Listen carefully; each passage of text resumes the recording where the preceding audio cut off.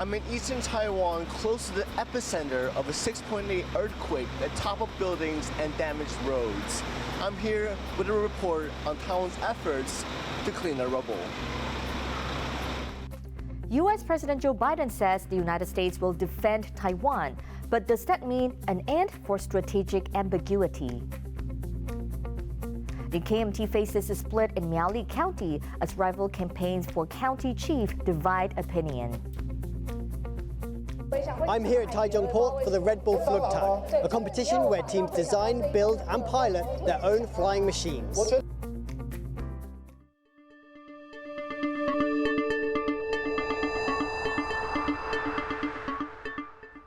A warm welcome to TaiwanPlus News. I'm Betty Chen. A series of quakes shook Taiwan over the weekend. The strongest, which struck on Sunday, measured 6.8 on a Richter scale. Aftershocks are still being felt. The 6.8 earthquakes damaged roads, derailed trains, and toppled buildings. Bing Wang reports from the scene. Clearing up the rubble.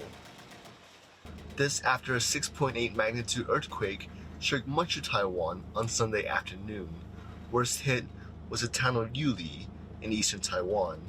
Here, roads cracked, a train derailed, and buildings were damaged. This is all that is left of a convenience store. At least one person has died, while 79 injuries have been reported. Thousands of homes were also left without power. These shop owners say their stores shook and they spent a fitful night in fear of aftershocks. 2点44的时候，我那个东西就完全趴下来，都全部趴下来，我就赶快躲到桌子底下。地震的东西我们没有办法预测嘛啊，到底会不会有余震呢？ Rescue workers and firemen are now working to clear and secure areas like this while aftershocks persist. Taiwan officials are moving quickly to assess the damage and determine the next steps. 会把这些铁道错区的部分赶快处理完。 There have been 70 aftershocks already, with more expected in the coming days. Taiwan sits in the Pacific Ring of Fire, which means that earthquakes aren't unusual, but people remain afraid. Thousands were killed in a quake here in 1999, so officials are reminding everyone to stay vigilant. Kama Xu, Damon Lin, and Bing Wang in Hualien for TaiwanPlus. To learn more about what the recent increase in seismic activity indicates, TaiwanPlus reporter Louise Watt spoke to Dr. Zhan Zhonghan. He's the Deputy Director of the Earthquake Disaster Risk Evaluation and Management Center at National Central University in Taoyuan City. Over the weekend in Taiwan, we saw a series of earthquakes. What can we expect over the coming days? Should we be expecting quite a few more earthquakes, even bigger earthquakes? We expect the frequency and the frequency of the aftershocks will be decline, and the magnitude of the aftershocks will decrease with time. We expect maybe some of the aftershocks occurred in the coming several weeks or even say 1 month. That is possible. But in some of the unlikely events, we could encounter even larger events in the coming future, even though that the possibility is relatively low, but still we need to be aware of this case. There has been some talk in recent years by some people that Taiwan is due a very big earthquake. Is this a sign that a big earthquake is on the way, or is it good that we're having lots of earthquakes that are fairly big to release pressure? That is a tricky question.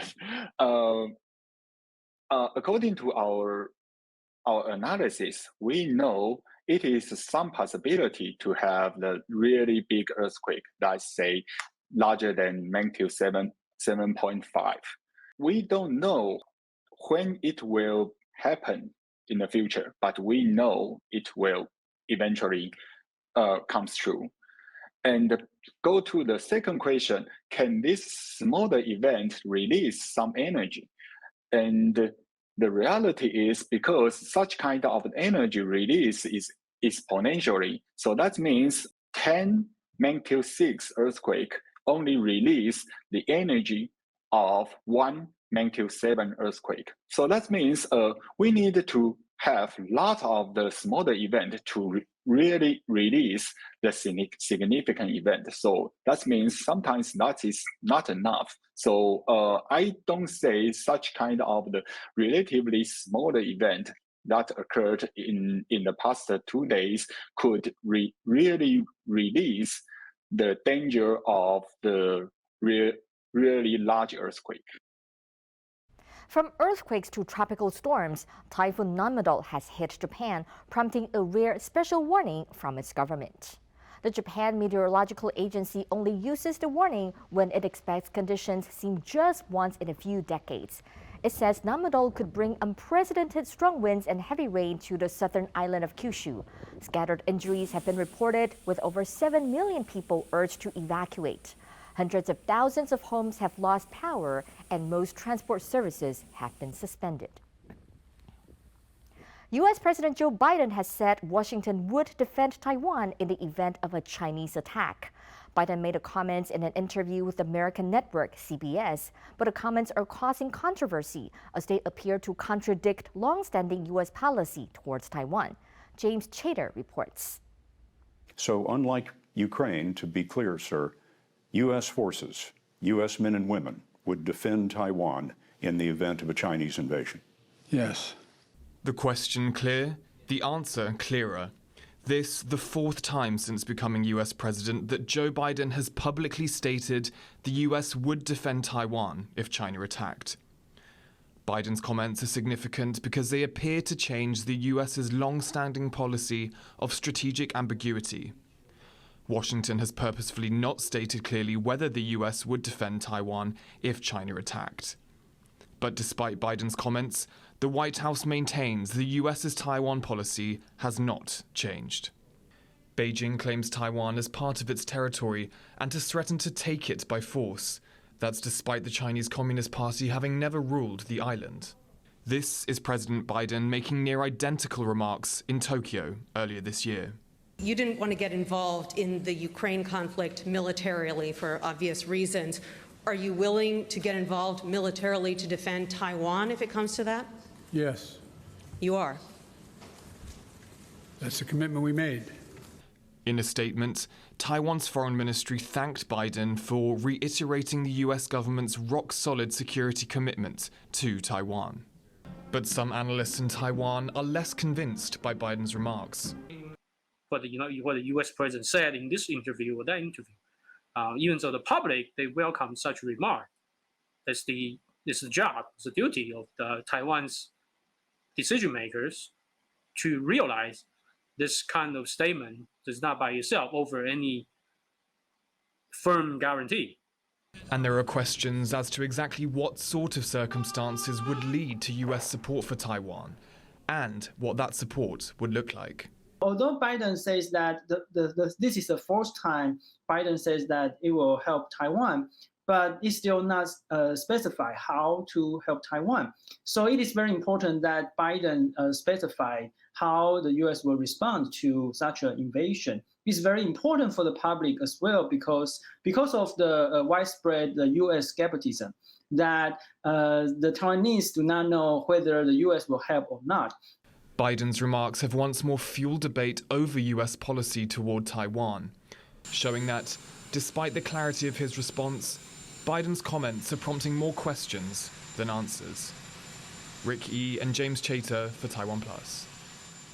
To find out more about Biden's remarks, James Chater spoke to Lev Nachman, an assistant professor specializing in political science at Taiwan's National Zhengzhi University. Is the US policy of strategic ambiguity still a believable position given these latest comments from President Biden? Biden making this mistake one time looks like a mistake. Biden making this gaffe 4 times now tells me that Biden probably genuinely believes that the United States' policy is to defend Taiwan. I think perhaps there just needs to be more clarity between Biden and the foreign policy team to help Biden be able to respond to these off-the-cuff comments. I think there's a couple of different ways to interpret it. First, when you look at what Biden said in the interview, he said that in the event of an unprecedented attack. And what he might have mean was an unprovoked attack. Because if he meant unprovoked, then actually that would fall in line with what strategic ambiguity says, which is that under certain conditions, the U.S. would defend Taiwan, and under certain conditions, it would not. And under a unprovoked attack by the PRC against Taiwan, then the odds of U.S. intervention would increase, which would be more in line with what Biden actually said. What are the particular risks associated with confusion over Biden's position on Taiwan policy? I think perhaps the biggest worry is that if Biden makes a commitment that the U.S. does not follow through, that would be perhaps the biggest gap the United States could possibly handle. For example, like I said, under certain conditions, the U.S. is very likely to help Taiwan, and under certain conditions, it is not. But by giving Taiwan a blank card in which the U.S. would intervene no matter what, and if one day the U.S. ended up not intervening because of certain policies, then that disconnect would be a very bad look for the United States, to say the least. So really, I think this is why we're in a point of what Bonnie Glaser called strategic confusion. Because even though you have points that show that perhaps the U.S. is still abiding by strategic ambiguity, you have moments like this that show that perhaps it is not. How should the White House's foreign policy team deal with the situation where the policy of strategic ambiguity is appearing less and less clear in a way? The White House very much needs to very clearly state and outline what the U.S.'s policy towards Taiwan is, how the United States sees Taiwan, and what the U.S. official status of Taiwan is. Once this is clarified, Biden ought to stick to that in order to reduce the number of disconnects that we're getting over these last few months. One of the other detriments to this kind of confusion is that it adds uncertainty not just to the United States, China, Taiwan trilateral relationship, but also sends a confusing message to the rest of our allies that makes the foreign policy team's job much more difficult. And now we take a look at the latest news on the campaign trail ahead of Taiwan's local elections in November. A rally in the northern port city of Keelung has been disrupted by a man armed with a blade. President Tsai Ing-wen was at the event marking the official campaign headquarters opening of the ruling Democratic Progressive Party's mayoral candidate, Tsai Shi-ing, ahead of this November's local elections. The man pulled out a box cutter and attempted to hurt himself. Police were able to subdue him, though an officer was injured in a scuffle. The man told authorities he had fallen on hard times, and the incident was a cry for help. Taiwan's main opposition Kuomintang, or KMT, is facing an apparent schism in the northwestern county of Miaoli ahead of November's local elections. Dueling campaigns for county chief threaten to split a party vote in what's normally a KMT stronghold. John Van Trieste has more. Eric Zhu, the leader of the opposition Kuomintang party, having to deliver a message of unity in a party stronghold. This after rival campaigns have caused a split in the party's vote, just months before an election.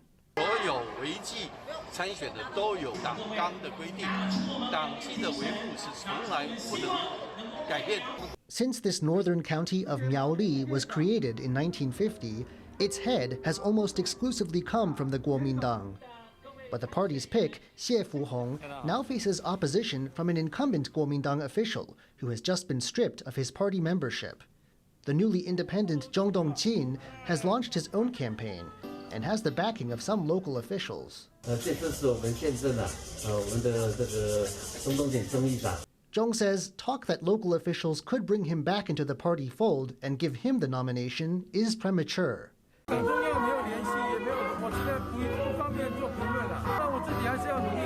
Meaning that with just 2 months to election day, the party rift shows no signs of healing.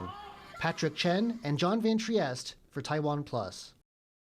Allegations that the government blocked the purchase of COVID-19 vaccines during the height of the pandemic continue to take center stage in the race for Taipei mayor. Both opposition Kuomintang candidate Jiang Wan-an and independent candidate Huang Shanshan Vivian Huang said the government tried to stop a charity from bringing in vaccine doses from abroad so that a Taiwanese vaccine maker would profit. They say doing so slowed down Taiwan's ability to vaccinate its people and may have cost lives. The government and ruling Democratic Progressive Party candidate Chen, who headed the country's pandemic response, say this isn't true. Jiang now says he's suing Chen for dereliction of duty. But Chen says that if Jiang had a problem with the government's vaccine purchase plan, he should have said something last year. Jiang headed the legislative committee that approved the plan, which ultimately passed unanimously. A delegation from Czech Republic is in Taiwan on a 6-day visit aimed at boosting cooperation with Taiwan's semiconductor industry.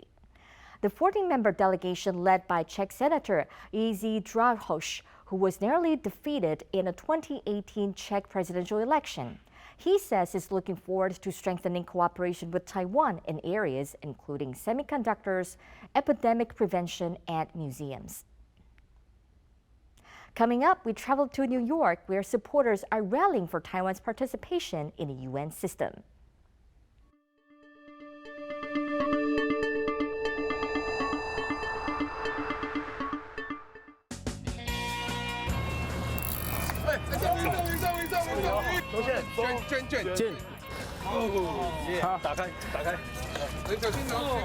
A beautiful yellowfin tuna. 我放下来太重了。没吃过猪肉，才看到猪脚路啊。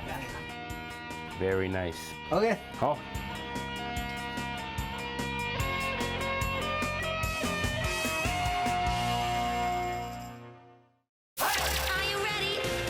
An iconic food of Taiwan, beef noodle soup. This one is $24 US, $28, $337 US bowl of noodle soup. Oh, it's expensive. It's very, very tender, and then it still maintains the characteristics of the fiber of the beef. It just melts in your mouth almost. Interesting. I never tried something like that. Jason's Table, Shocked and Surprised, is on TaiwanPlus.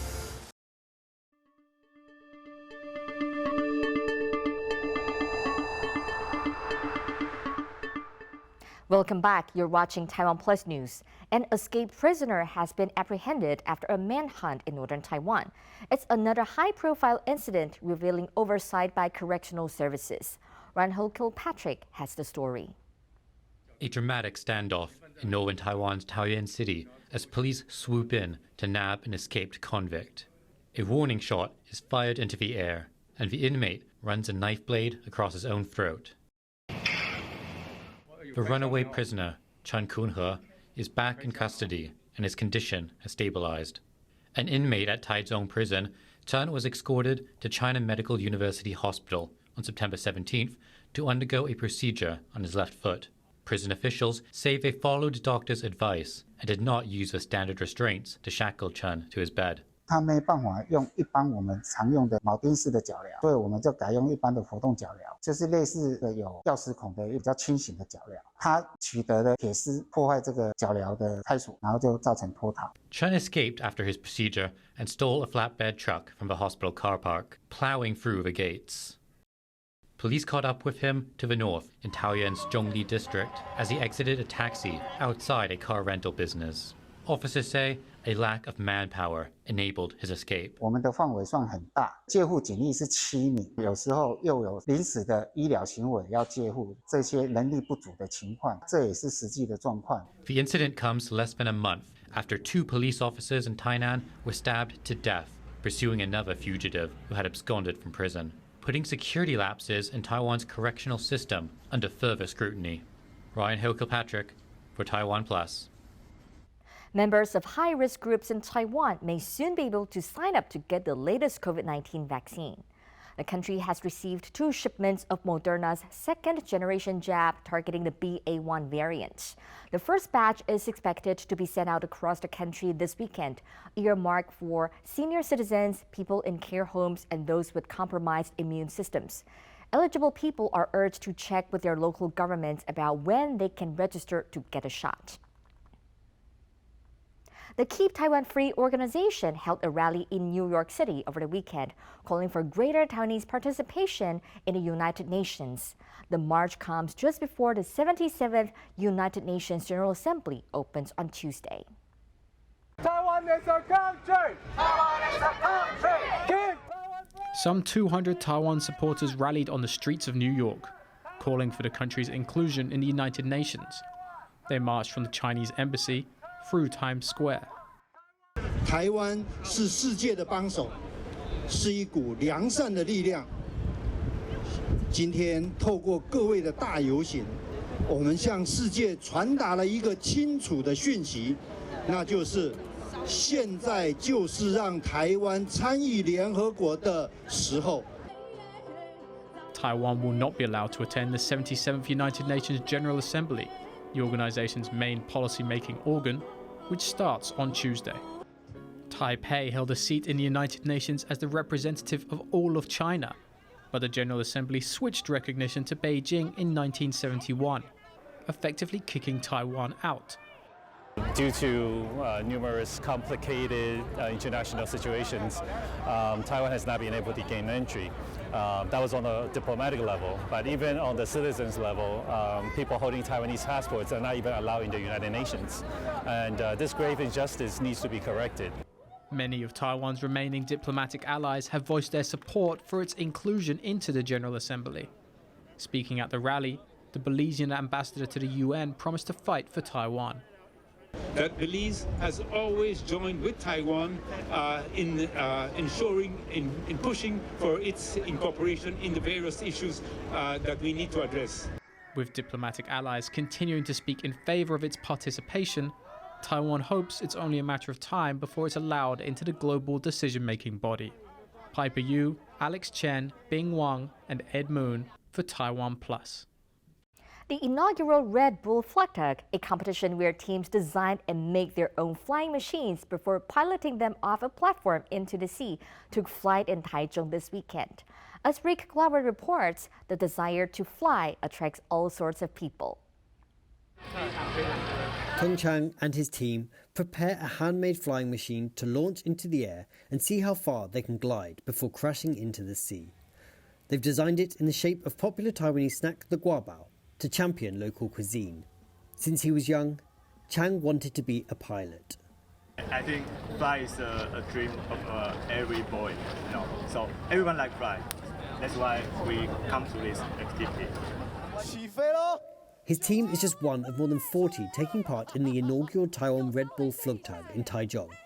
It's the only competition of its kind in Asia this year.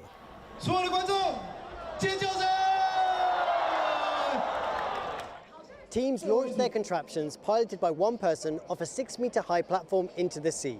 They're judged based on their flying machine's appearance, a pre-flight performance, and how far they can travel before hitting the surface of the water. And in the end, it was Chang and his guabao team that took home gold, gliding for more than 30 meters. 其实我们都不知道我们到底在还没有起飞之前，我们都不知道我们到底可以飞得怎么样。但是我们就是有做好万全的准备。 然后我们也是熬到最后一刻，都没有放弃。 Many participants took the opportunity to highlight issues important to them. The lineup included all-female teams championing gender equality, a group of indigenous Taiwanese pushing for more recognition of their community, and a team of retirees. 年纪是我们不能决定的事情，既然已经年老，但是年纪不是问题，高度不是距离。 不是年轻人的专利，我们也可以飞，所以我们就来参加。我们希望带动整个飞行的精神。 At this industrial port at one of Taiwan's largest cities, for one afternoon, people of all ages from all over the country did their best to defy gravity, to fly rather than to fall. James Rayner and Rick Glowert in Taichung for TaiwanPlus. Taiwan has won a silver medal at the Under-18 Baseball World Cup. It's the second time in a row that Taiwan has faced the United States in the final. The game ended 5-1 in the U.S. team's favor. The World Baseball Softball Confederation has held the Under-18 World Championships annually or biannually since 1981. Taiwan has won a total of 3 championships and 10 silver medals. Taiwan's Lin Yunru and Liao Zhenting have won the men's doubles title at the World Table Tennis Contender in Almaty, Kazakhstan. The Taiwanese duo fell behind the world #2 Swedish pairing Matthias Folk and Anton Kohlberg in the first 2 games, but they completed a comeback by taking each of the following 3 games, winning the decider 11-1. It was Lin's second triumph in this year's competition. He also won first place in the mixed doubles and finished runner-up in the men's singles. The 21-year-old player came into the competition ranked as the world #7. Taiwan is home to many different cuisines, and some of the most prominent dishes were in a spotlight over the last few days. Eric Gao reports. Beef noodle soup is one of Taiwan's most popular dishes, and over the weekend, more than 100 chefs competed to create the perfect bowl.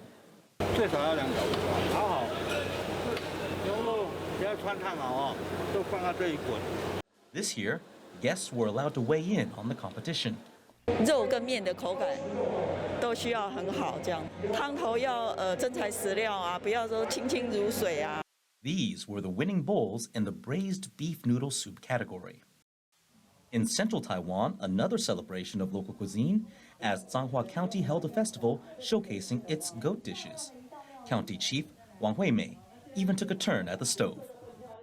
咱的羊的这个产量是全台湾第一。那即马这时阵来吃羊肉是拄好时间。 With dishes being offered for as little as 3 US cents, crowds flocked to the event to try out the local cuisine. 糯米很 Q， 羊肉很好吃，很香。因为一家族总共有14个人，每个人吃一碗啊。对。With Taiwanese cuisine starting to make an impact on the world stage, even appearing in the world-famous Michelin Guide, these festivals serve to remind locals that good food isn't only found in high-end restaurants, but right in their backyard. Damon Lin and Eric Gao for TaiwanPlus. Thanks for watching TaiwanPlus News. I'm Betty Chen. Finally, we'll leave you with images of Byzantine floor mosaics in the Palestinian territories. Stay safe and see you next time.